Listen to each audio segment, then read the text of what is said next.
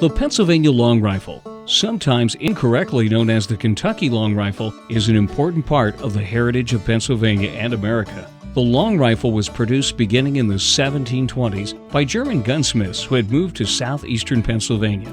The guns were entirely handmade.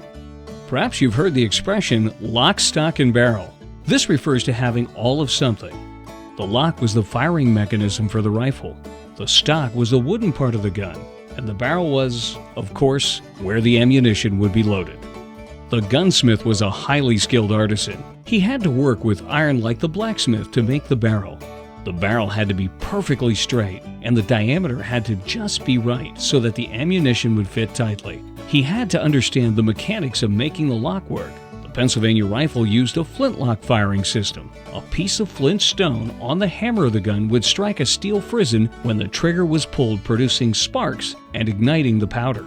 He also had to understand how to work with wood in order to carve the stock of the rifle, which could often be a beautiful work of art in itself.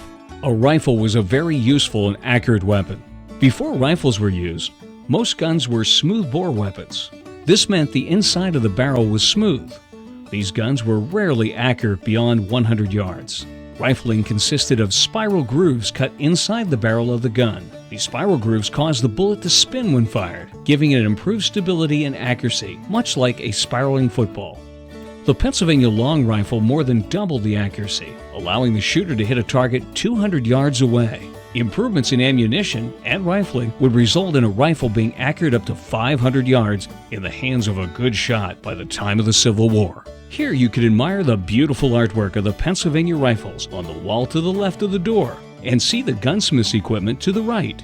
To see and hear these early rifles in person, check out the schedule of events at the Visitor Center and join us for a French and Indian War reenactment, or see the later developments that made the rifle such a deadly weapon at our Civil War reenactment.